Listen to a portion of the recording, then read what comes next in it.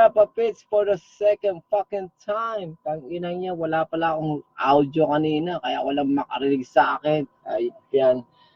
Kamusta mga Rapper Pits? Magandang yaman sa inyong lahat. At nandito naman ako sa isang pinakasipipa na aking sasakyan. Okay, tagay muna tayo. Ito ang serbesa na napakatamis. Itong serbesa na usually binabanatan ng araw-araw, lalo na every Friday and Saturday dito sa Pilipinas, which is Red Horse. Anak ng puta naman, Red Horse. Magpakantong ka naman sa akin. Tangina, na-advertise ka na wala sa oras. Okay, kamusta mga Repapis? Magandang yaman sa inyong lahat. Malamang recently nakikita nyo ang Philippine Stock Market o mismong PSEI. Putang ina, pula. Nakikita mo, super pangit ng kanyang numero. Mula from 8,000 all the way to 7,500 all the way to 7,400 or something. Na kung saan, ang dami nalulugmok sa kalungkutan at katangahan at kabobohan. Nagets niyo yun? Lahat ng categories ng PSEI o ng Philippine Stock Market ay panay pula. Na kung saan sa mismong kantang kong AlExOnZe por isiste, bibili sa loo o malapit sa loo, lalo na sa kulay pulang numero. Bakit kinakailangan ba tayong matakot sa kulay pulang numero? Kung tutusin nga, hindi ka nga dapat matakot sa kulay pulang numero. Dapat nga magpiesta ka dyan.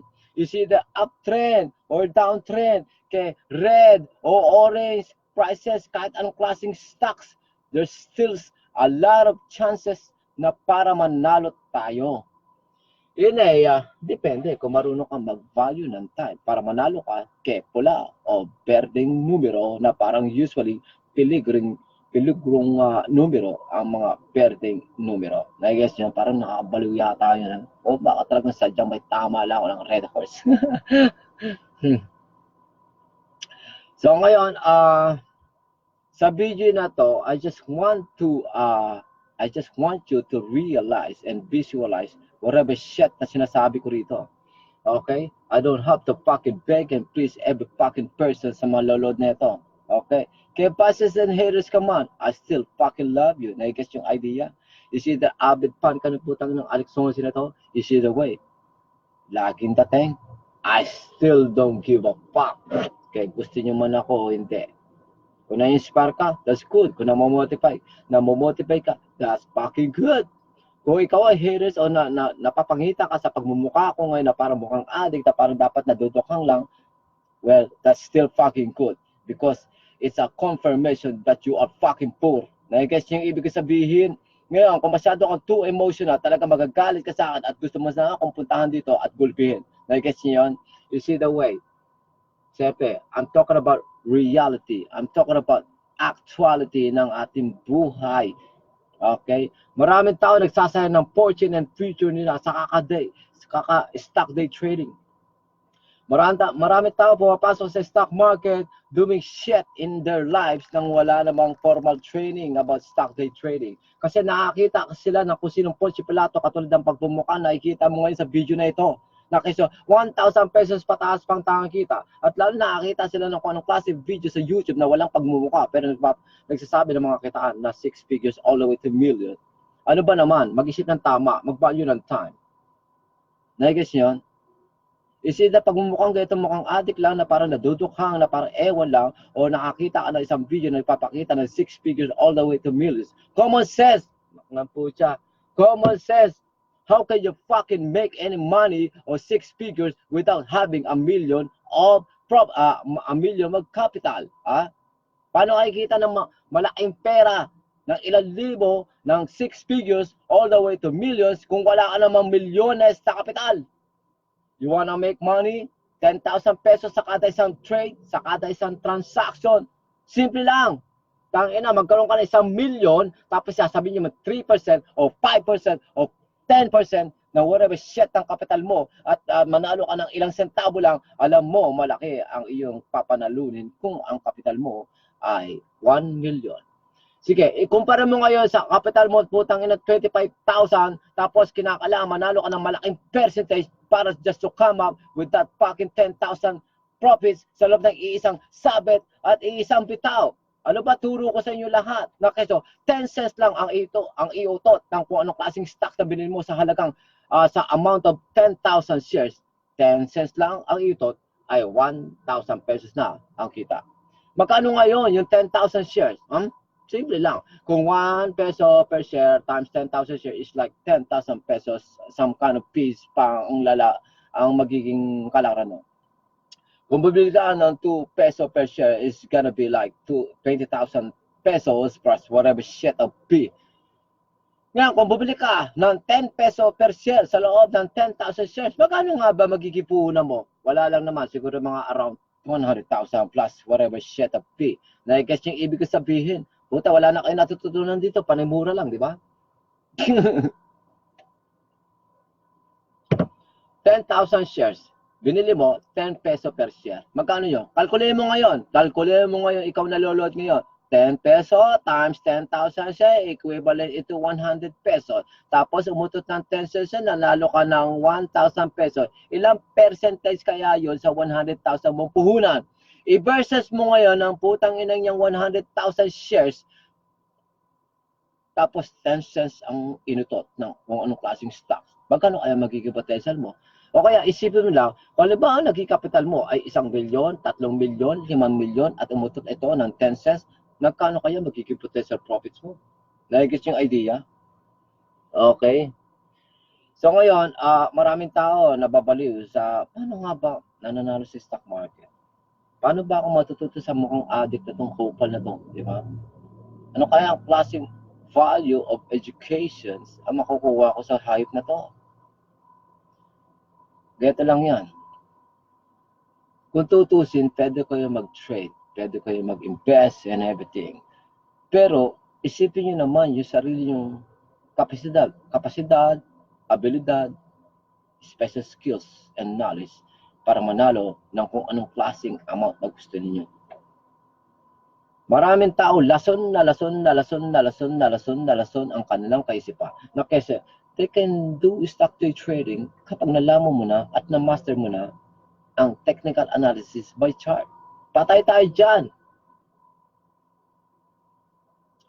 Hindi pa kayo ba natututo sa kung sino mang Ponce Pilatong kilala sa Instagram na umaattend ng kung anong klaseng event na keso? Kahit anong klase daw pag-analyze nila sa chart. Kaya Instagram man ang gamit nila o ibang kung anong klaseng charting system. Kung ano yung pagkaka-analyze nila ngayon sa pagsarado hanggang sa mismo sarado stock market hanggang all the way, alam mo yung kinabukasan, iba nagiging resulta. May mga tao din, you wanna do stock day trading, you wanna make money, this kind of amount, blah, blah. I have like 3 patterns, 3 indicators, I got 5 indicators, and 10 indicators. What up, 5 indicators, 10 to 5 indicators, whatever, blah, blah, you can win your ass off. Tangina, mag-isip naman tayo ng tama, mag-value ng time.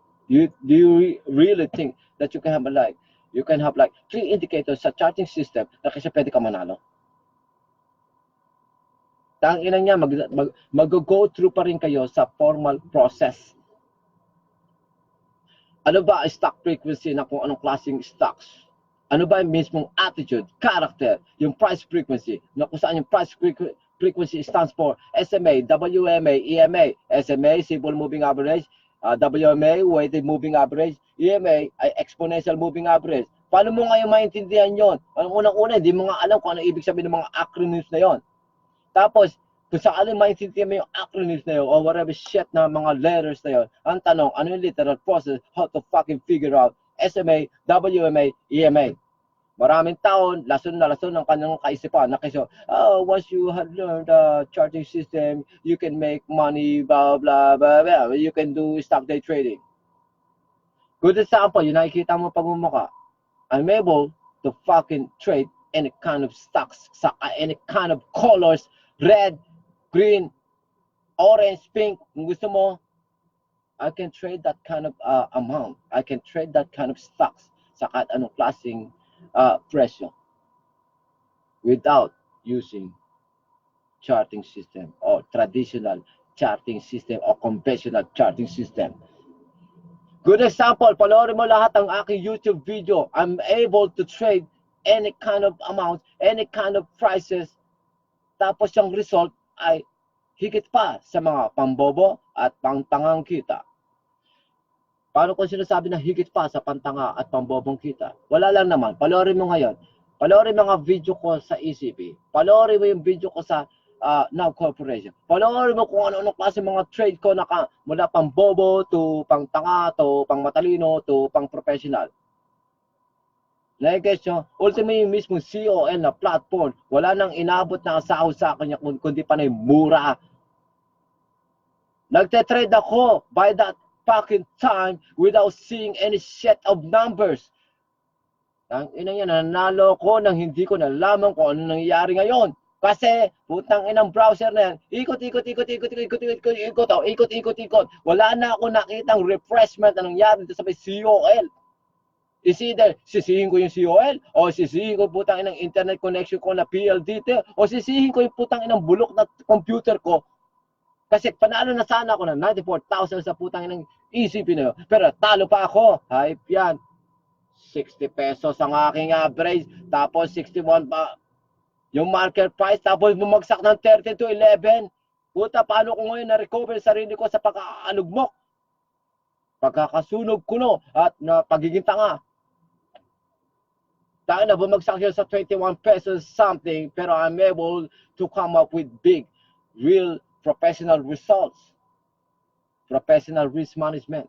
5,000 shares ang aking hawak. Nasa around 60 something yung ECP. Utang ina, panalo ko na 94,000. Eh kaso nagkandang loko-loko. Is either dun sira ulit yung PL dito o sira yung COL.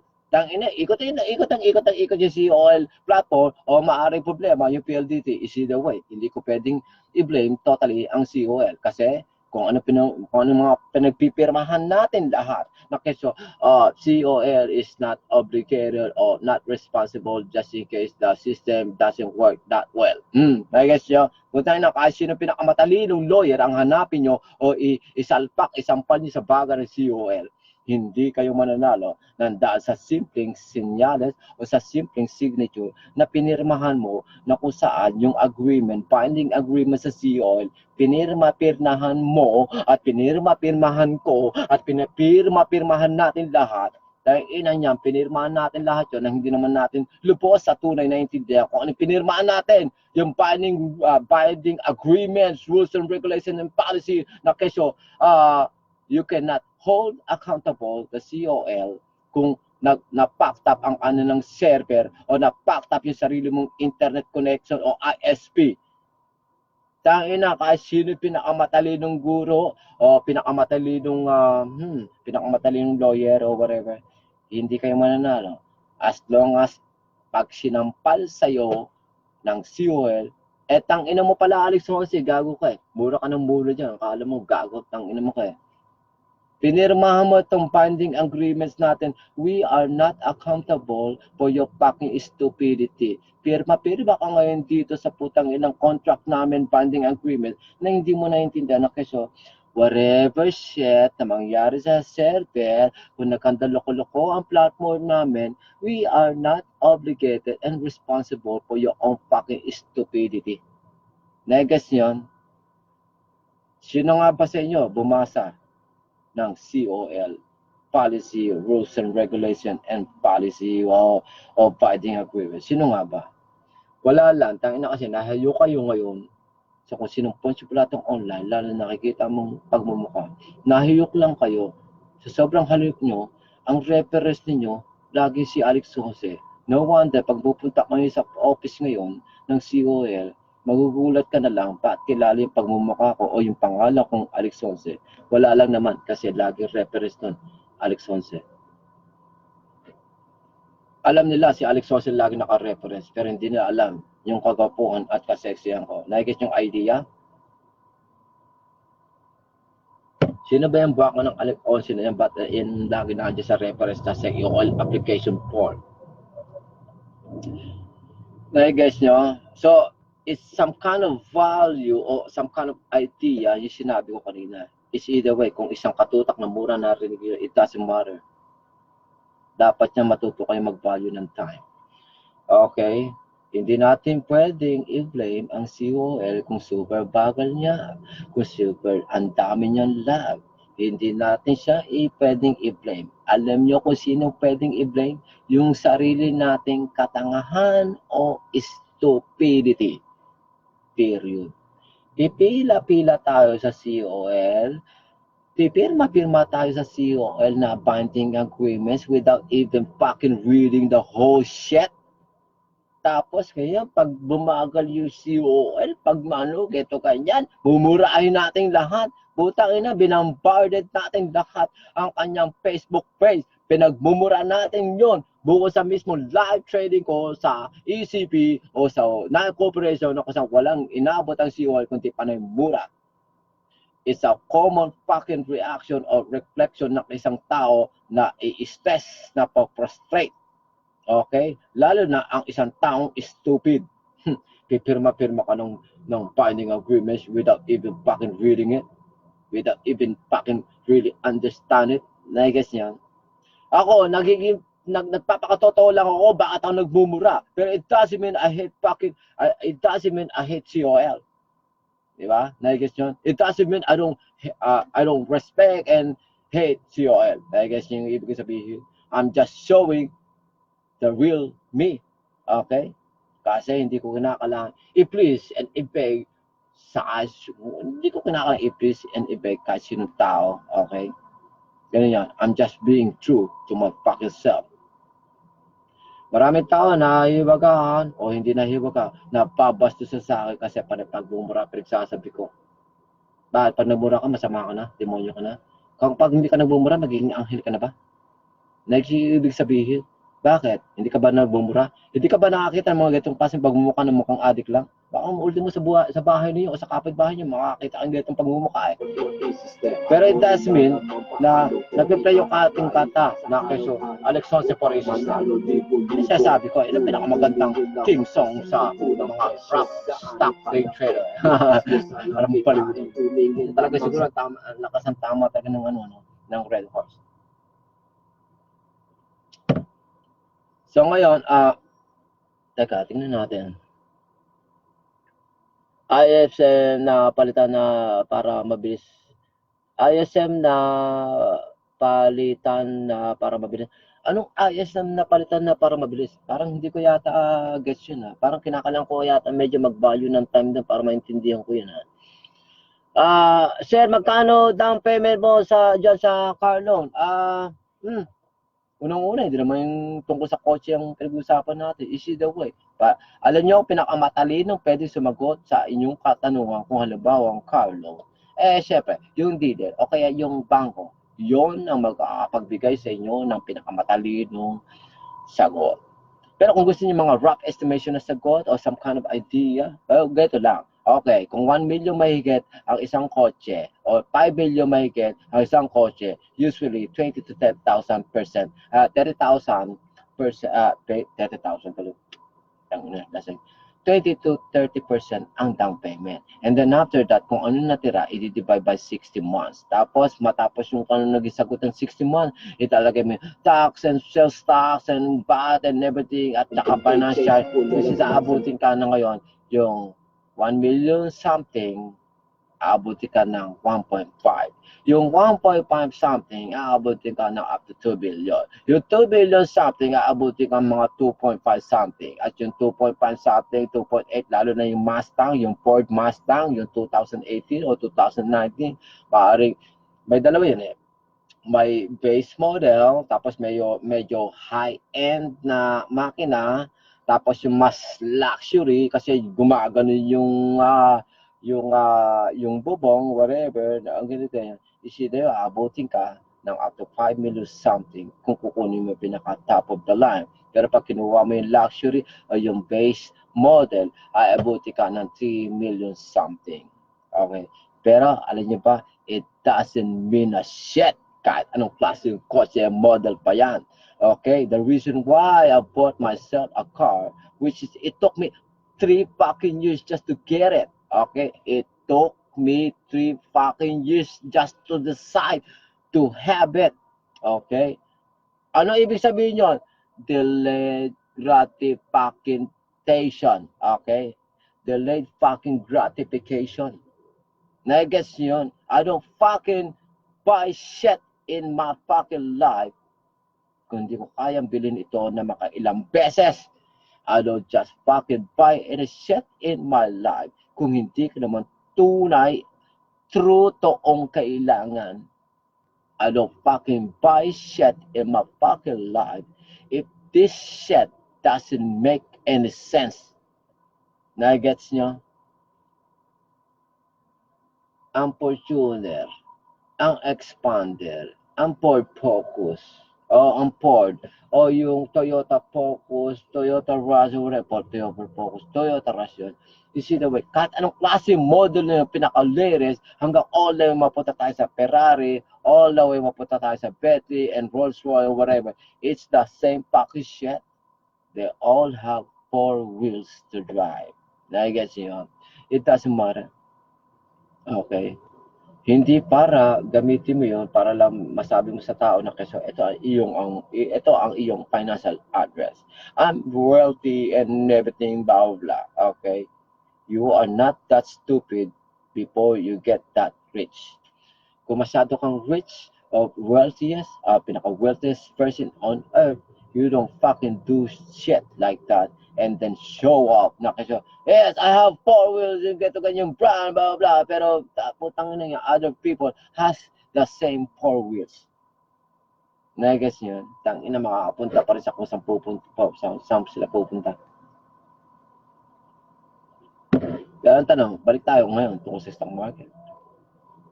Gusto niyo bang mapabuti sa stock market? Ito lang yan. Kahit anong klaseng price color, pwede kayo manalo. Red, orange, green. It doesn't matter kung ang PSEI ay nasa, yung pinaka-highest ay 9,000, tapos umabot ng all the way to 8,000, tapos umabot all the way ng 7,500 to 7,300 to 7,000. Ito lalo na yung 2,000 something, 2015 yata o something. Nasa 6 something lang yun, wala pa sa 7,000 yung PSEI. You see the way, the more na bumabagsak yung mismong amount ng PSEI, the more na ikaw ay maging greedy. The more na tumataas ang presyo ng PSEI, the more na ikaw ay maging worried. Okay? Paano nga ba tamang diskarte para manalo every fucking day? Stock investing, swing trading, all the way to day trading and scalping. Ito lang yan. Unang-unang mandatory protocol nga is either AlExOnZe protocol man o isa kung saan guro. Laging bibili sa law o malapit sa law, lalo na sa putang inang pulang numero. I guess yun. Ang berde ay nagde-depreciate. Ang red ay nag-a-appreciate. Ang red ay oversold. Ang red ay too much supply. Ang red, position ng seller. Ang red, position ng seller na walang gustong gawin kundi to sell high. Oversold, aakyat ang presyo, pero ang true momentum, babagsak. Overbought, babagsak ang presyo, pero ang true momentum ay pataas ang presyo. Oversold is too much supply. Overbought is less supply. Oversold, depreciation. Overbought, appreciation. Gets yun. Tanginan, dali-dali isipin eh. Paano yung support and resistance? Wala lang naman. Unang-una, dapat alam mo kung ano naging past and most recent transaction within MA5, MA10, MA15, MA20, kung ano ang most recent record na kanyang ginagalawan ng high and low o ng open ng previous to open to high and low. Dapat kilala mo kung magkano ang kanyang nagiging movement.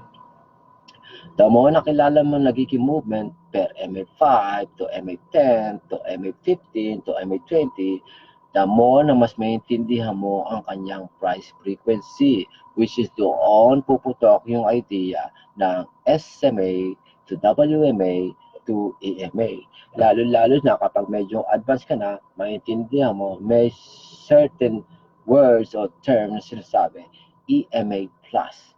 which ibig sabihin ng SMA, WMA, EMA, low, mid, high. Tapos yung EMA plus, ibig sabihin lumagpas na siya sa most common yung usual kanyang price movement, medyo nag-level up na kaya nagkaroon ng EMA plus. Okay? Ngayon, kung di nyo naiintindihan niya, edi bahala ka sa buhay niya, mag-follow kayo ng time. It's a good example na kasi kinakailangan nyo nga talagang magdaan sa formal training. And you don't even fucking have to appear any shit of my offer and services and products. Lalo na ang aking webinar o kahit aking mismong seminar o kahit anong klaseng ebook ko. You don't even have to fucking appeal it. Lalo na ito'y optional. You guys has tons of options kung saan kayo pupunta para mag-aral. You guys has tons of option pero with limited selection kung saan kayo pupunta at mag-aaral. I don't have to fucking please and beg any person just to avail whatever shit of offers and services and products ko. Lalo-lalo na, mas marami akong dinidecline kesa sa ina-accept. Katulad yan, today, may dinecline ako. Kung tutusin, I hate doing that shit. Kasi I know people really wanna learn what professional stock investor and professional stock day trader do. Diba? Kaso, kaya ako nagde-decline, alam nyo ba, ayoko kasi mag-take advantage sa mga too emotional na tao. Ay, AlExOnZe, gusto ko sanang AlExOnZe, napanood kita sa YouTube, gato ganyan, galing-galing mo, lupit-lupit mo, blah, blah. Mas naiintindihan kita sa mga taong mga dekorbata kaysa sa pagmumukha mo kung mga adik. Ay, AlExOnZe, gusto ko sanang galing-galing mo talaga, putang lupit mo kumita, blah, blah, blah. You're doing stock day trading without chart, blah, blah, blah. Gusto ko sana maging magkano ba gano'n, blah, blah, blah, blah. Ang ina yan, damo masyado to exaggerate ang tao.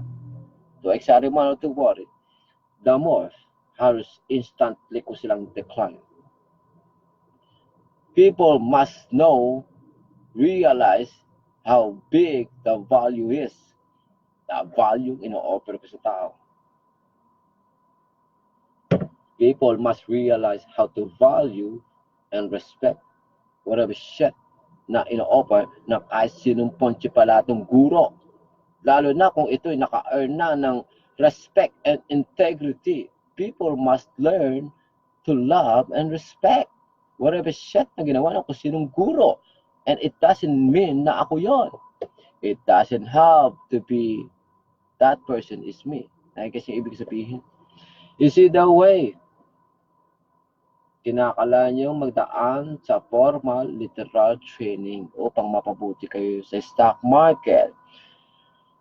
Ang ilan sa mga reason kung bakit ayaw ko o dinidecline ko maraming tao sa waka ng inang webinar o masterclass ko, inay dahil sa the more na to emotional ng tao, the more na dinidecline ko. The more na binigyan ko sila ng simple o basic entrance test para makapasok sa aking masterclass. The more na hindi ka makapasa dito, the more na hindi ka nararapat sa whatever shit of value na aking ino-offer. Your fucking tuition fee is not even good enough for this kind of value. Nagigets yung idea. Nagigets yung idea. It doesn't mean na may pang-instant pang-bayad yung tao. I-accept mo na. This is not even a fucking business. Nagigets nyo? It's not a business for me to earn and make money. Hindi lahat na may pambayad ina-accept ko. People must learn to value, love, and respect whatever shit na aking ginagawa. Lalo-lalo na kung kayo ay nag-deep research, inintindi, inunawa, o nag-value mismo kayo ng time, you don't just fucking avail any kind of shit of services ng kung sinong Ponce Pilato, katulad na nakikita mo pagmumukha ngayon, nang without doing your fucking diligence. So that way, if you are doing your fucking diligence, you know which is which. Sino ang dapat lapitan, sino dapat pakinggan, saan ka dapat mag-aaral. Hindi porket nakakita, hey, geto ka dyan, wala, sikat to, alam to, wala, dakma ka ng dakma. You don't just fucking grab any shit na nakikita mo online. Hindi pala, si AlExOnZe, geto ka dyan, wala, dakmain ko na yan, wala. Hindi. The more naging ganyan ka, the more na hindi kita i-accept. Na-guess yung ibig sabihin, the more naging ganyan ka, hindi kita i-accept. Dapat you gotta learn who the fuck is AlExOnZe. You gotta learn kung ano nga ba pinagdaanan ko. You gotta learn kung ano nga ba tinaya ko just to come up with this kind of shit. Na-guess niyo yun? Gusto niyo real talk? Putang ina, I have gambled my whole fucking life back in the US para sa Pilipinas. I had gambled every shit in my fucking life para sa Pilipinas at para mismo sa ganito. Sinugal ko ang lahat. Kasi I believe I can make a big difference into somebody's life. I believe that I can teach you this kind of shit. Naigis niyo, sinugal ko buong buhay ko. Sinugal ko ang American dream just to come up this idea. Sinugal ko ang lahat. Sinakripisyo ko. Kasi I know from the very start, maraming naghihintay sa akin sa Pilipinas. Maraming gustong matuto sa akin. I know from the very start, I have some kind of uniqueness na hindi basta makikita sa iba. Sabihan mo man akong mayabang ngayon, it doesn't mean a shit to me. Sampalin mo man ako ng anong klaseng word na mapanampal, kahit marami pa ako it doesn't mean a shit to me and I still don't give a fuck. Naigis yung ibig sabihin? Buong buhay ko, tinaya ako sa mundo na ito. Yun, napay ko yung boss ko sa age 34. This is how I look at my future. Ito na ang buhay ko ngayon. Bilang guro, isang financial advisor, stock advisor. Isang motivational speaker na very, very different. Isang motivational financial advisor, motivational speakers, considered sa ngayon public figures. Isang very unique na public figures. Naigis yung ibig sabihin, yung unang panahon niya, hindi ko pa nga kayang i-claim sarili ko na kasi ako yung motivational speaker. Ako isang financial advisor. Na ako isang stock advisor o public figures. Hindi ko nga ma-consider sarili kong ganun. Pero I come up with the idea. Sino makikinig? Sino magiging leader if you don't fucking appreciate yourself? Paano ka magiging guro? Paano ka magiging leader? Paano ka magiging motivational speaker o public speaker o magiging public figure if you don't fucking believe on your fucking self? Paano ka magiging leader kung ikaw mismo ay low self-esteem, low self-confidence? Sino nang gago sa susunod na tao na manipis ang mukha? Marupok ang dibdib. Walang bunganga. No word of honor. Nakashow. They never show. Nakashow, yes, may kakayahan sila.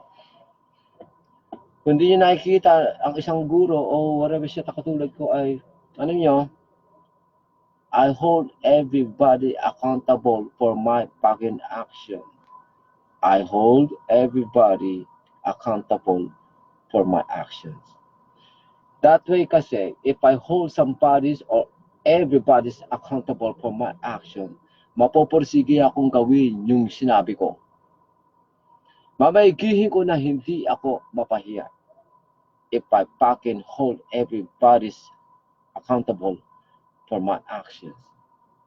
It's a something or it's a shit in our lives being professional na dapat matutunan ninyo. You hold everybody accountable for your action. It motivates your stupidity na gumawa ng tama. Nagas yun. The more na you hold somebody accountable for your fucking action and you do it well, the more you will earn reputation, and mass integrity. Pero the more you hold somebody's ano, if you hold accountable, okay, if you hold all people accountable for your action, pero you never fucking do any shit, you haven't done any shit, tangina yan, you don't have the right for that fucking position. Financial advisor, stock advisor, public speaker, public figure, you don't even have a fucking right na position dyan. You hold everybody accountable, pero you never show any shit. Tangin na, suntukan na lang tayo. Imbis na maniwala ako siya, parang gago ka ba? Parang sinasabi mo, tanga ka niyan. Di ba? Mga ganun. Ano yung ibig ko lang sabihin, binibigyan ko kayo ng some kind of value of education. Bigyan ko ng good example kung bakit sinasabi ko, you hold everybody accountable for your actions. Nasa ganun, ma-motivate mo ang sarili mo. Bigyan ko kayo ng some kind of logic. Meron ako isang tao na kilala. Yung una, takot na takot siya na mag-drive ng motor. Yung Mio 150, whatever, mga ganun. Takot na takot siya. Yung mailabas lang doon sa Marbacuran na takot na siya. Pero, he literally wants to drive that fucking motor. Pero ang ginawa niya, lumipas ang ilang panahon. So, kumbaga, in-exercise niya muna yung procrastination. And then after that, lumipas yung ilang panahon. Unti-unti siya natutong mag-drive ng Mio 150 o ng motor, 2 wheels. And then, recently, nanghihiram siya ng motor at nagagamit siya sa kanyang trabaho. And then, last time, nag-inuman mismo kami. And then, nag-advise ako sa kanya, why not give yourself a chance to have a motor, your own motor, di ba? Magkaroon ka ng sarili mong motor. Ano kasi, Kuya Alex, keto ganyan, babla. Pero sabi ko, keto yan, mangutang ka ng motor kahit parang hindi mo kaya. Ang diskarte, ganito, kalkulahin mo kung hanggang kailan ka dyan sa trabaho mo at kalkulahin mo rin kung magkano yung mismo uutangin mo. Magkano yung uutangin mo yung motor at magkano ma-generate mo sa trabaho mo na, kaya temporary man yan o long term yan, magkano kalkulahin mo. Is either way na matatagalan yung trabaho mo o medyo limitado lang yung trabaho mo, utangin mo yung motor na gusto mo. Kasi by this time, masyado ka pang bata, you don't know any shit yet. Okay? So, kung kukunin mo yan as loan, mabayaran mo monthly, may mga panahon, on time ka, may mga panahon papalya ka. Which means, it teaches you, tinuturuan ka maging responsable sa tuwing ikaw ay nagkakamali o pumapalya sa pagbayad ng iyong monthly amortization. The more na ikaw ay nakapagbayad dyan for the long term and then pumalya ka at tapos halos mahatak yan ng motor na yan, gagawa ka ng problema. Gagawa ka ng solusyon sa iyong problema. Kasi masyado nang malaki ang iyong ininvest dyan and you don't wanna let go ang iyong first investment sa motor. So gagawa ka ng paraan. Kumbaga, in real life, hindi tayo a-action kung wala pang problema. Noong una, masyado tayong takot. Bakit ganito mangyari? Bakit ganito ganyan? Paano mo malalaman kung ganun mangyayari o hindi? Paano mo malalaman kung panalo ka o talo kung hindi mo naman ginagawa? Why not fucking try first? Saan ka maging negative ka?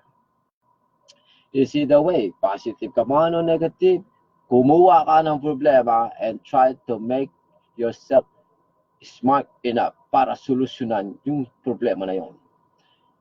Mangolekta ka kahit isang problema tapos try to resolve it sa pinaka-quickest and sexiest na action and execution. Kumuha ka ng problema. Okay? Kumuha ka ng problema and have the sickest, slickest decision making, action, and execution sa pinaka-quickest way para ma-resolvean yung problema na yan. That way kasi, kapag kumain ka ng isang problema and then you are trying to take the risk, nanunugal ka. You're taking the risk, nanunugal ka. You're trying to do your best para panalunan yung problema na yun. Nasa ganun masolusyonan nyo. Kapag nasolusyonan mo ang isang problema, kain ka uli, kolekta ka uli ng isang problema. And then after that, kung halimbawa ang isang problema ang kinain mo dati, yung pangalawa, yung unang mong problema dati, inabot ka ng 1 taon, next time na kumuha ka ng problema, dapat less than 1 year mong itong tapusin o masolusyonan. Kasi, kung sa 365 days mo nagawang punan o solusyonan yung problema mo, unang problema. For the second time, kumuha ka ng problema, nasolusyonan mo ito ng 350 days lang instead of 365 days. That's considered success. Tapos, kumuha ka ulit ng another problema. Yung 365 days mo yung una, tapos yung 350 days mong naging resulta o solusyon, yung for the second year. Gumawa ka uli ng isang problema, kumuha ka uli. Tapos, imbis sana ikaw ay umuubos ng almost 12 months o almost 1 year, solusyonan mo ito ng less than half a year o ng less than 90 days o less than 2 months o less than 1 month o less than few days o few weeks. Nagigets yun? The more kasi nagagawa mo, ito yung process mo dati. Pinalit mo, pinaliit, hanggang sa wala na ka nang gagawin. Lahat na autopilot. Ibig sabihin yun, hindi mo na napapansin, ikaw ay professional, ikaw ay expert, ikaw ay a fucking problem solver. A person who knows to solve any problem, o ikaw ay problem solver, it will fucking make you rich. The more na hindi ka problem solver, okay, the more na hindi ka problem solver, you will live in a fucking poor life. Na inatagaan nyo sa bato. The more na hindi mo kayang rumisolba ng kahit anong klaseng problema, it will make your fucking ass poor. The more na ikaw ay a fucking problem solver, you can put the fucking ass in a pedestal. Nagets nyo? The more na ang tao ay problem solver, you will have a much better life kesa sa past 10 years of past 1 decade mo. The more na ikaw ay problem solver, mas mailalagay isa sa talaga mo ang sarili mo sa mas magandang posisyon sa buhay. Anong klaseng mas magandang posisyon sa buhay? Wala lang naman, pinakamadaling sagot. Mas magandang posisyon sa buhay. Kumbaga, AK, may papagyaman mo ang sarili mo. The more na ikaw ay problem solver, magiging mayaman ka. Uulad ang buhay mo. The more na ikaw ay non-problem solver, pagiging mahirap lang ang iyong matutunan na sa buhay. At pagiging mahirap lang ang pang-araw-araw mo rin pamumuhay. Maraming tao nagpapakakumayog, nagpapakamatay. Ay, stock market, doing stock day trading, blah, blah. Ganon nga ba katalino lahat ng tao para maging ganun kabugid sa stock day trading?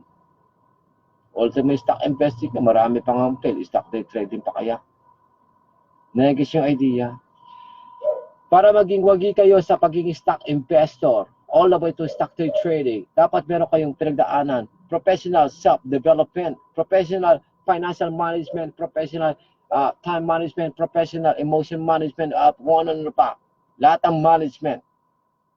You cannot be that fucking successful without learning such high skill set ng mga professional.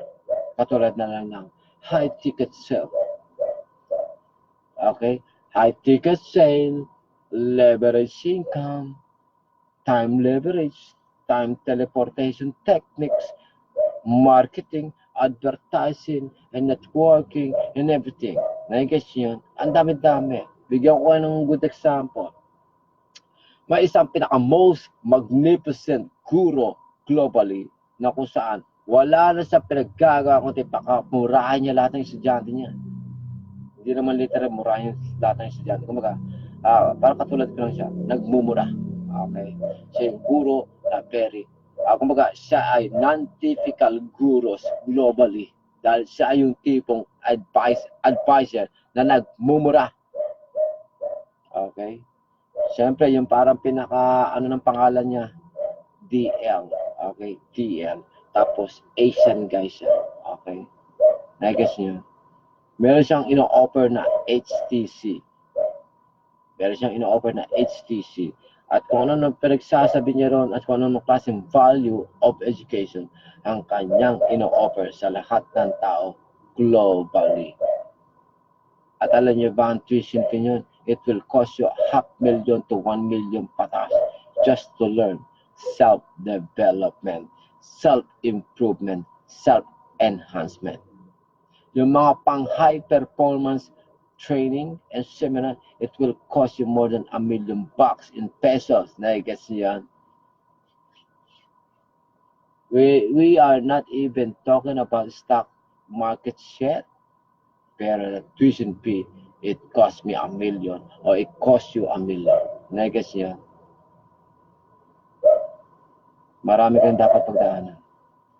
Dapat maintindihan nyo, walang malaking pera, walang maliit na pera. Ngayon kung gusto maging rich o maging wealthy o maging mayaman, kinakailangan magkaroon kayo ng pangmayamang pag-uutak. Tigilan natin ang ating pangmahirap na pag-iisip. Gusto nyo mapabuti sa buhay? Gusto nyo ma-reach ang inyong mga pangarap? Lakay mo yung pangarap mo. Kung nangangarap ako ng bahay lupa na malaki, nakatayo sa subdivision. Kung yung pangarap mo ng bahay lupa na yan, walang elevator, mahina ang pangarap mo. Kung ba ang bahay lupa mo nakatayo sa exclusive subdivision, wala na nga elevator, wala pang escalator, mahirap yung iyong pangarap. Like nyo. Very common yung bahay lupa na malaki tapos may swimming pool. Ano ba naman mangarap ka? May elevator, tsaka may escalator, tapos may over sa loob. Nag-guess ibig sa ng ining yan. Ganun. Kung mangangarap na kayo, lakayan nyo. Huwag yun tipirin pa. Okay? Marami kayong dapat pagdaanan. Gusto mo ipa yung boss mo? Gusto mo maging empleyado? Simple lang. Tangina, quit your fucking job. Wagi ka na. Na-guess nyo? Paano ka naging consider bag tangina nyo, hindi ka na pwedeng utusan. Hindi ka na pwedeng mura-murahin. Hindi na pwedeng tapak-tapakan ng pagkatao mo. Hindi ka niya alipin. O di winner ka. Tangina niya, common sense. Pero initial lamang yon ng iyong pagiging wagi. Yung nag-quit ka o kaya actual mo pinari yung boss mo. Usually, mas wagi ka nga yung pinari mo yung boss mo kesa sa nag-quit ka. Pinari mo yung boss mo, even you, without any money. Naipar mo yung boss mo kahit wala kang pera. Mas maganda yung naipar mo yung boss mo kahit wala kang pera kesa yung nag-quit ka whether may pera ka man o wala. Mas maganda na fire ka ng boss kahit wala kang pera kesa nung nag-quit ka na may pera o wala. Mas loser ka na nag-quit ka na may pera o walang pera. Mas maganda, mas patalino, pinare mo yung mismong boss mo even without any money. Bakit? Kasi may mas pangmayamang kang pag-iisip na pare mo yung boss mo even though you don't have any fucking money. Kesa naman doon sa nag-quit ka na may pera ka kunwari o wala pero you are still fucking poor. Kasi dito, poor ka dito. Mukha ka lang may pera kunwari yung nag-quit ka.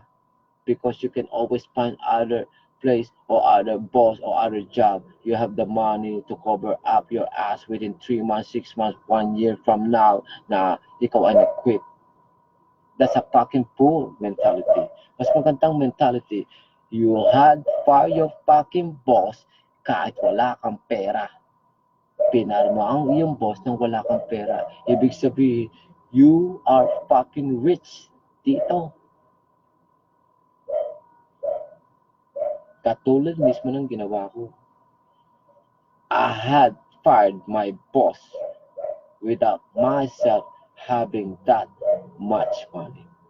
Napire ko ang boss ko sa age 34 nang wala akong pera. Nag-retire ako sa age 34 na wala rin akong ganung kalaking pera. Kaya ang ginamit ko, ito. Ginamit ko whatever shit na meron sa akin para mabuhay. Alam niyo ba, gusto niyo ng real talk? Tangina niyan. Sa loob ng isang taon sa Amerika, ang $5,000, I cannot even fucking make it. I'm not able to save the whole fucking $5,000. Di ko kayang isave ang $5,000 sa loob ng isang taon. Ganun ako katanga at kabobo, kamangmang sa pera. Kahit na natutunan ko dati na magnegosyo, I'm not able to hold $5,000 into $5,000 to $10,000, lalo na $20 cash. Hindi ko siya nahawakan ng $20,000 na cash. Hindi ko rin siya nahawakan ng $10,000 na cash. Hindi ko rin nahawakan yung $5,000 na cash.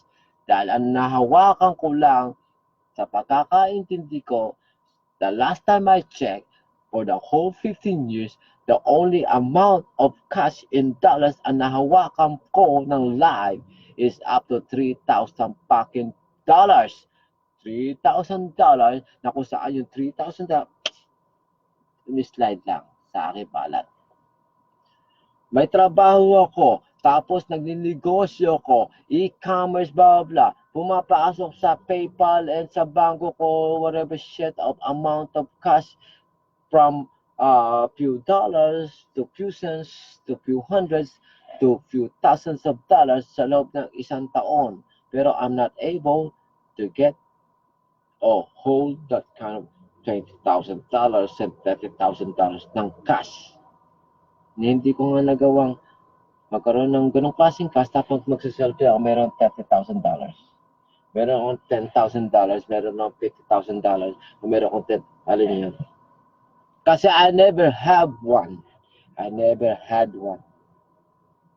Dumating sa akin, yung mga ganong klaseng pera, yung matapos kong matutunan magnegosyo, and it took me some time just to come up with real good money.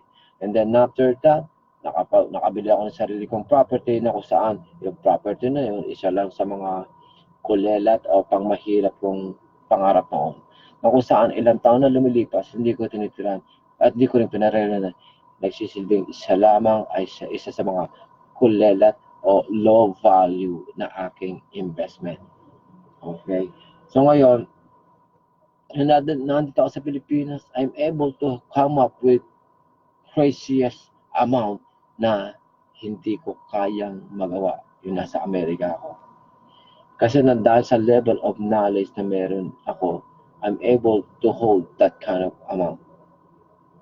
Na kung saan, kung isipin ko lang, parang nanaginip ako ng isa, na parang sa panaginip lang yun. Pero minsan may mga pagkakataon na parang deja vu. Parang nakita ko na itong scenario na to, blah, blah, blah. Ultimate itong putang ng kotse na to na wala namang kwenta kung tutusin. Kumaga, hindi naman ako nahahayok at talagang ako na innocent yan. Ngayon kasi very common na sa akin, lalo sa katulad ko, necessity to, hindi luho. Necessity, hindi luho. Matagal ko na nakita, matagal ko na naamoy, matagal ko na napil, matagal ko na na-drive, sa aking panaginip, blah, blah. Alam mo yun, kahit di ako na innocent yan, lalo nang galing sa maluwag na pamumuhay yung unang panahon. So ngayon, ultimo as of now, I'm still living a simple life. Mukha lang parang hindi simple life kasi may ganito, may ganyan, pero tingnan mo yung mukha ko ngayon, sa nakikita mo yan. Anong klaseng reflection ng mukha ko ngayon, na mukhang gusto sila na parang hindi naliligo na mahabang panahon mga adik lang. At tingnan mo yung mga YouTube video ko, yung year 2015 hanggang all the way sa less than 2015. Tingnan mo yung mukha ko rin. Tingnan mo rin yung mukha ko ngayon. Di ba? Mukhang addict lang, no? Mukhang hindi naligo na mahabang panahon. Parang laging ang dating ng buhok. Mahangin ba sa labas? Nai-guess yung advertise. Mahangin ba sa labas? Di ba? Nai-guess yung idea. Isipin nyo lang din, ba't marami nag-aaral sa akin? Ba't marami pumapasok sa seminar ko? Ba't marami din nakikinig? At bakit ka rin nakikinig sa akin ngayon? Bakit? Kasi nakaasar ka lang sa akin? O nayayabang ka sa akin? O siguro may sense yung siguro sinasabi ko? Ganun ba yun? You see the way? Nai-guess nyo? Things happen for a reason. Nangyayari isang bagay for a good reason. It's either bad ang dating sa'yo, pero it's for good reason. It's either good dahil bad or good dumating sa senaryo o sa buhay mo, bad or good, may reason kung bakit nangyari yan. Ibig sabihin, kaya nagpunta yan o nangyari yan sa buhay mo kasi merong process o merong talagang papupuntahan na mangyari yan, good or bad. Nakilala niyo kung sinong Pochpelato everywhere, online, offline, wherever. Kaya natin nakilala yun. Ito dahil sa iyon na makakatulong para ma-shape up ang ating future. May nakilala tayo everywhere, online, offline. You see the way, totally strangers. Kaya nangyari yung ganong klaseng scenario kasi there's a reason kung bakit kinakailangan nyo. Is either mapapabuti ka o mapapasama ka. Nangyari yon, mapabuti, mapasama ka para matuto ka sa kung anong klaseng mundong ginagalawan mo para malaman mo kung ano yung tama sa mali. Okay? Gusto niyo mapabuti sa buhay? Stop thinking about money. Dapat ang inuuna nyo, value, hindi pera. Value dapat inisip, hindi pera. Gusto niyo ng real talk? Tangina, dati-rate. Umuwi ako ng Pilipinas, bangon ko pa lang, 200,000 na. Tapos lumipas ang ilang panahon, putang ina, sa sobrang big time po kung nari yun. Tangina niya, pag uwi ko ng Amerika, putang ina, hindi ako makasagot ng telepono. Para ako napaparanoid kasi tawag dito, tawag dyan. Creditors, bangko, IRS, at saka kung sino individual na taong nautangan ko, may atraso ako dahil sa pera. Pag uwi ako ng Pilipinas, yes, tangina pa eh. Pahigop na mainit na sabaw, parang piyesta. Tangina po lang na, sarado ko na yung mismong street namin. Ganun ako katanga, kabobo, kamangmang. Lumipas na lang po nun, edi bankrupt, pulubi. Mismo nanay ko yung unang panahon. 1980s to 1990s. Sa tuwing umuwi siya, maraming karton, di ba? Balikbayan box. Sa tuwing umuwi siya, maraming balikbayan box. At marami ding sasakyan at taong sumusunod. Time goes by. Lumipas ang ilang panahon. Unti-unting nabawasan yung taong sumusundo hanggang all the way na unti-unti ring nawala yung mga taong susundo. Nai-gets nyo? Tangina yan. Ganun ang reality. Rate-rate. Ang dami sumusundo sa iyo. Ilang sasakyan pa. Lumipas ang ilang panahon. Halos wala na talaga mismo. Literally, wala nang gustong sumundo sa nanay ko. Kasi kahit mismo ako, wala namang gusto talaga sumundo sa akin from the very start. Kasi na-judge na ako ng tao. Napura ko, wala akong pera, bla. Hindi ako mayaman, hindi ako milyonaryo. Gusto nyo. Pero so far naman, Ilang beses na umuwi dito sa Pilipinas.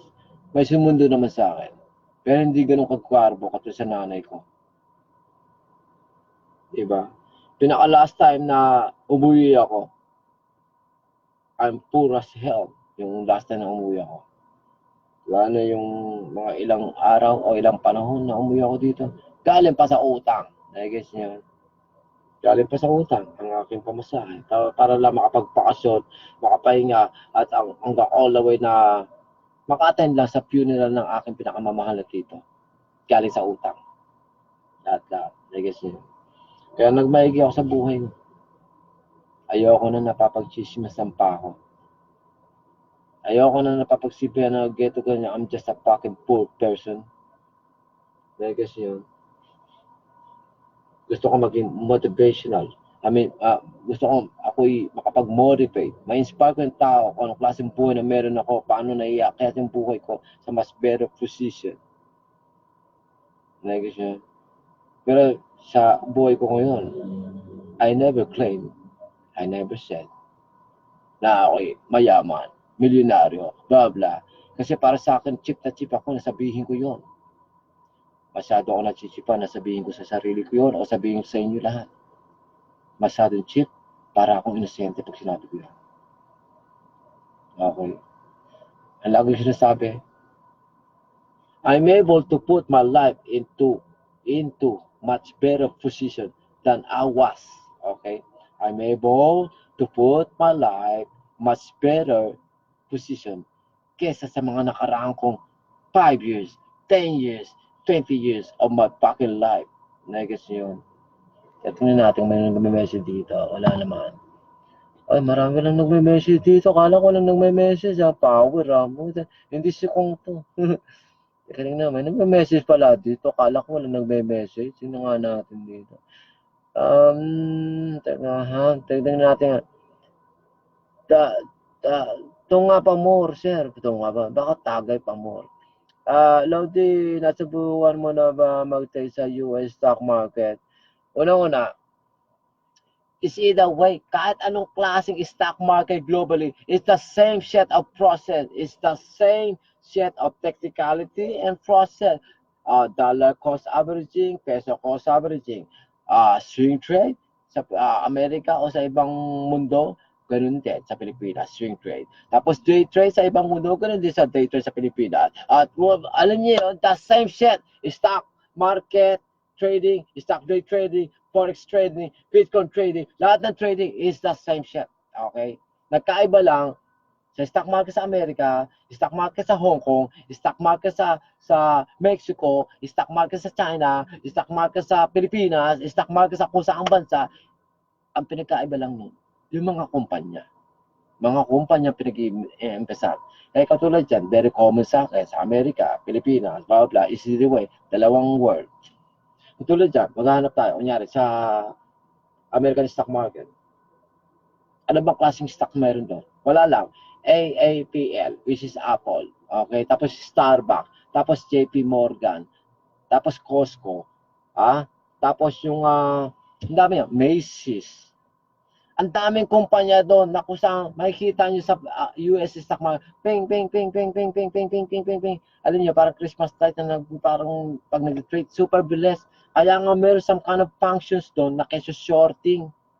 Buy limit, sell limit. Bukod pa daw may tinatawag na margin function na kung saan yung margin function ginagamit iyon mismo sa shorting function na mismo meron na sa atin sa Pilipinas. Ewan ko lang kung effective na ngayon yon o hindi pa. Pero alam ko, napirmahan na yon na keso, yes, you can do shorting sa Pilipinas, pero I'm not sure if, ngayon, kasi hindi na ako masyadong, hindi ko na iisipin yun. Tsaka isa pa, hindi ko masyadong nire-recommend, lalo na kung, kasi siyempre matagal na akong guro, mas naiintindihan ko kung ano yung nararapat sa mga tao, mas naiintindihan ko yung stress ng kanilang kaisipan, na ganito, ganyan, blah, blah. So ngayon, hindi para sa lahat yung pagkakaroon ng margin sa stock market. Hindi para sa lahat gumamit ng shorting. Okay? Kinakailangan ganun kaganap na professional para mapabuti ka gamit ang shorting o ng margin. Which is ako mismo sa masterclass ko, meron akong calculation nito. Merong special application o special special formula sa Excel na kung saan nagtuturo to, at tinuturo ko mismo at yung buong formulation. Kung gumamit ako ng 200,000 na margin o 500,000 na margin o 1,000,000 na margin, magkano kaya ang daily kong charges, finance charges and pot and everything, magkano kaya daily, weekly, monthly, bawala. Tapos tinuturo ko kung paano yung discarded, paano mo ma-maximize yung margin doing stock investing, doing swing trade, doing stock day trading, or doing stock scalping. Kung gagamit ka ng margin function o some kind of credit, tapos lalo na pag ginamit mo ba, halimbawa actual lang gumagana yung buy and sell limit function, maganda kung tutusin. Maganda sa Philippine stock market yung shorting, lalo na may buy and sell limit function kasi maraming boblocks o marami din matalino na pwedeng gumawa ng pera o pwede magpasunog ng pera, papasikatin o pasisiklabin niya yung galawan ng PSEI. I guess yun. So ngayon, tingnan natin. This is the way, marami. Ituro tayo, sir. Ituro tayo. Hindi ko maintindihan kung ano pag-ibig sabihin mo. Cheers, idol. Chunky tayo, idol. Para good price, good luck. Trade bukas. Hindi ko malaman kung nagjo-joke ka sa akin o ginagago mo ko. Sabi niya kasi, cheers, idol. Chunky tayo, idol. Para good price lang, good luck sa trade bukas. Unang-una, I don't have the fucking trade bukas. Kasi kumaga, I have something important to do for tomorrow, di ba? Kagaya na sasabi ko, I don't have to fucking trade all the time. I only trade kapag I see big opportunity. Is either may opportunity o wala. If ito naman ay maka-get in the way sa akin daily life, I still don't fucking care kung active or non-active stock, kung may opportunity o I can make money few thousands of pesos, I still don't give a fuck. Nagigets niyo yun? Because my time is much better, or my time is much precious than is doing stock trading. My time teaching people, teaching my students is much better than making money on stock day trading or making money on stock market. Nagigets nyo? Ibahin nyo ako sa mismong thinking and emotions or visions nyo o life perspective niyo. Hindi ako ganun. Remember, I'm a fucking Kero financial advisor. I'm a fucking Kero stock advisor. I'm a fucking Kero guru na may true love and advocacy and vision to fucking teach every person who is clueless, newbie, yung gusto matuto ng whatever shit na strategy, formulation, o kung anong klaseng ginagawa ko para maging wagi. Gets nyo? Ngayon, ikaw, teka, sino ba yun? Hindi ko malaman kung sinong koloko ito. Is either way, get yan. Sabi niya, cheers, idol, chunky tayo, idol, para good vibes, good chunky. I wish I'm doing chunky, pero hindi ako nag-chunky. Sorry na lang tayo, Repa Pits. Pero either way, okay naman yun. Hindi naman masama sa akin kasi sinabi yung mag-chunky tayo. Paano ba yung chunky? Gano'n ba? Chunky tayo, pre. Ganun ba yun? Nakikita ko lang yun, pero hindi ko ginagawa yun. Ano ako dyan? Kung na-expose ako dyan, nakikita ko sa kusan-saan yan, mismo sa kadugo ko o sa kaibigan, pero hindi ko ginagawa yan. Okay? Kaya, ano ako dyan, sa akin common na yan at familiar na ako dyan. Is either way, hindi masama ang aking loob sa iyo kung ano bang sinabihan mo ng ganyan. At saka sa pa, I don't think ginagago mo ako. Kasi masyado kayong kumpande, parang trapa-trapa tayo dito, nag-iinuman tayo dito, kaya nasasabi mo yan. Pero I don't think ginagago mo ako. Okay? Tulog na, trade pa tayo bukas. Lakas, Amats. Ano magagawa natin? Kung hawak ang mga 24 hours, you can do whatever shit you want, di ba? Kung gusto mo matulog, gusto mo maglasing, is either way. Alam niyo ba, pinakahayas na aking pwedeng itulog o tinutulog sa loob ng isang araw, 3 to 5 hours. Matutulog ako ng maaga, gigising ako maaga. Matutulog ako ng late, gigising pa rin ako ng maaga. Kasi I have a daily routine. Anong klaseng daily routine? Stock day trading? No, it's not about day trading. Kasi nga, remember, I'm a fucking Gero financial advisor. I'm a fucking Gero stock advisor. And also, I have a lot of students that I need to teach. I have a lot of tons, or as in maraming messages na sinasagot mula sa pambobo to pangtangang tanong o sa pangtangang tanong, pangmatalinong tanong, hanggang all the way na nakikipagbulsitan lang sa akin, hanggang all the way na kinakailangan makipagkwentuhan ako sa mga tao na nangangailangan ng some kind of kausap.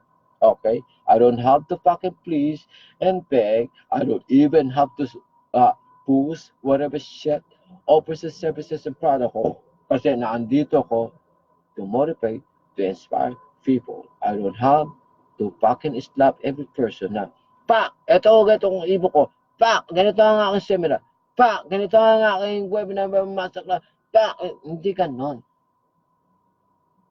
This is not a fucking business, you know what? This is not a fucking business. This is a love and passion na eventually naging advocacy hanggang sa actual kung itong naging mission to teach people na clueless.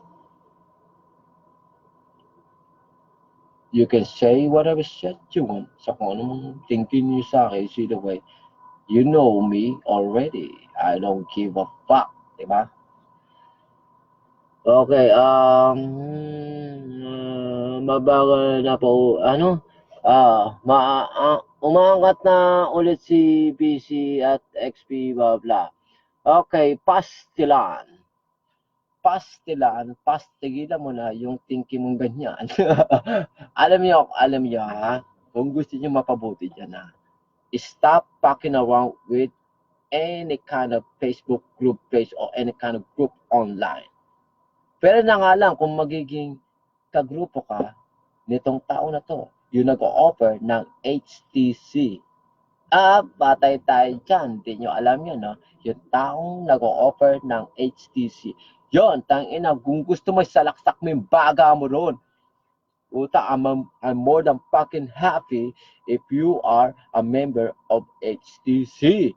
Kesa yung kung anong klaseng members and group pages sa nakikita mo ngayon dito sa Facebook at kung saan. Guess yun. I am more than fucking happy na maging member ka ng THC kesa kung anong klaseng grupo. Guess yun.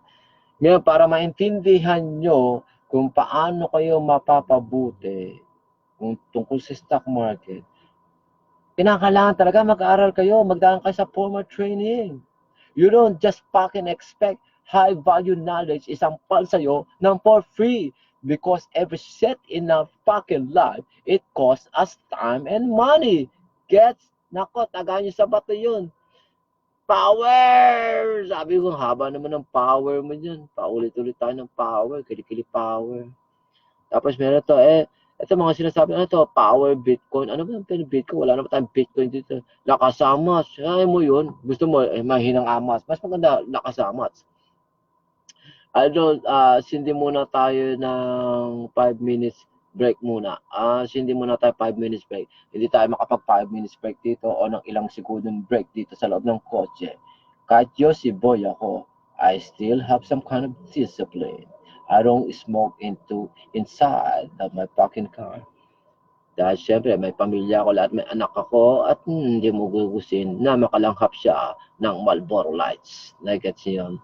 Oo nga pala, speaking about Marlboro, Marlboro Lights, kailan mo ba ako padadalahan ng iyong offer? Baka gusto mo baka pwede mo nang padalan ng mga, ng cheque. Hindi Yossi, cheque. Okay, Yossi muna tayo, idol. Mamaya na yun, physical lang. Lasing naman si idol. Naman, kung may sense naman pinagsasabi ko kung lasing ako.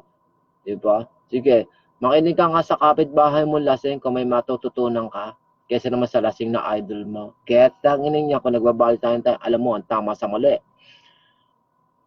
Lahat ng di marunong mag-appreciate ng mga advice ni Master dito ay makinig kawala nyo. Gaya na paulit-ulit sinasabi, mag-value ng time mo. More power to you, Master. Huwag kayo magsawa, blah, blah, blah, blah. Idol, ipon. Magaling si Idol sa pera, blah, blah, blah. Hindi muna tayo, 5 minutes break. Okay, okay. Shot na, okay. Eh, wala na ako sa shot eh. Padala niyo ako ng pan-shot dito para araw-araw tayo mag-shot ng ganito. Kung kulitin nyo. Pero hindi, usually, alam niyo kung tutusin. Kung COL ang gamit niyo, wala kayong dapat paka-autopagin na isalaksak yung kaisipan at puso, yung mata ninyo at emotion nyo at oras nyo, kundi sa quote tab, trade prices tab, buy and sell and monitor tab. Ngayon, pagdating sa may time and sell stamp, wag mo nang asamin. Alam mong delay yun. Alam mong walang kwenta sa iyo. Pero kung naka-Timson ka, ay, nako naman. Alam niyo ba, may nakausap pinakamataas sa tao doon. Na kung saan, is like, na-recognize niya kung anong ginagawa ko. And last time, he even offered me na kasi tulungan niya ako o i-sponsor niya. Mag-i-sponsor siya sa aking seminar. Pero hindi ko tinanggap. Kasi katwiran ko, may pusang dumadaan doon. Tawag ng pusa yun. Hindi naman kasama siya sa advertisement dito. Alam niyo, ang katwiran ko kasi, it doesn't mean if you wanna pay or you wanna do sponsorship sa kung anong klaseng seminars o events ko. Yung malaman ko lang na na-recognize mo ang aking actions, that's more than good enough. Masaya na ako doon. It's like a big achievement for me na makita ko na ikaw ay big time na tao na recognize mo ang ginagawa ko. Na-guess niyo yun. Pero meron akong ibang tao kasi o meron akong ibang kumpanya nakikita ko pero they still haven't recognized me. They still haven't recognized. They still haven't paid any attention sa kung ginagawa ko. Na kung saan sila mismo nakikita lagi sa kanilang application yung pangalan ko. Why not contact me? Why not question me? Bakit lagi na andun ng pangalan ko? They haven't recognized me yet. They haven't recognized me yet, or they don't want to recognize me. It's either way. They haven't recognized me yet, or they just don't want to recognize me. Which is, it doesn't matter. It doesn't matter naman kung tutusin. Pero, mas maganda yata kung ma-recognize ka. Diba? Mas maganda yata ma-recognize ka because it's some kind of achievement sa iyong buhay na, yes, ikaw ay na-recognize. Pero it doesn't mean na ako'y pinaka-aasam po yun na i-recognize ako o hindi, it doesn't matter. Diba? It doesn't matter. Kasi mas maganda na re-recognize ako nyo kesa sa iisang kumpanya lang. Guess na. So ngayon, teka, pa-save naman po ito, panoorin ko uli, nauli ako sa, hindi, mapapaload nyo naman to. Para na sa ganun, patuloy nyo malalanghap ang aking kagwapuhan at kaseksiya. Nag-guess mo yung idea. Ngayon, kung halimbawa negative ka, may isip mo nga talagang actual gwapo and sexy. Pero dapat marunong ka mag-value ng time para maintindihan mo. Okay, quote tab, trade prices tab, buy and seller monitor tab, trade tab. Yun lang dapat ang kinakailangan intindihin doon sa COL. Tapos kaya sa Timson, siyempre ganun pa rin yun. Buy and seller monitor tab, trade prices tab, tapos time and sell stamp, tapos quote tab and trade tab. Yun lang dapat yung isipin at hindi nyo kinakailangan makipag-back around sa kung klaseng charting system. Isipin nyo lang common sense. Bakit kaya ang Timson may very basic lamang na charting system na merong built-in? Bakit kaya ibang stockbrokers everywhere sa Amerika, they don't even have to have very sophisticated charting system sa kanilang platform? Bakit? Nag-guess nyo? Bakit kaya ang COL o even other platform may buyer seller monitor tab, may trade prices tab, may time and sales tab?